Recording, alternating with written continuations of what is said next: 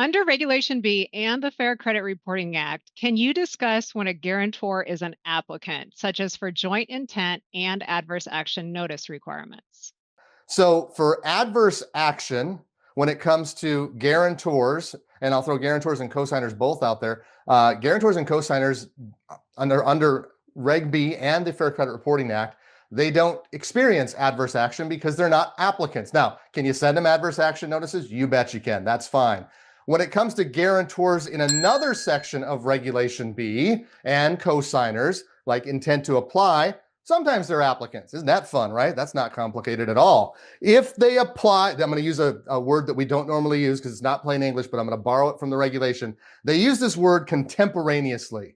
It means Diane and I walk into the bank arm in arm at the same time and apply together. If she's a cosigner for me, she'd probably never do that, but let's pretend she would. If we come in arm in arm together, okay, and she's gonna be my cosigner, that means at the same time, then technically you need to get intent to apply. If it's a required guarantor or cosigner, now keep in mind, you cannot name the party. What you can say is, hey, Jerod, you don't qualify on your own, but if you went and got a qualified co-borrower, cosigner, guarantor, and you didn't name them, that'd be a scenario where it's a required version of that party. Then technically the intent to apply requirements don't apply in that scenario. So they're applicants for that part of the regulation most of the time, unless they're required, then they technically don't need the intent to apply. Can you overkill this and just get it across the board? Absolutely. Can you overkill the adverse action? Absolutely.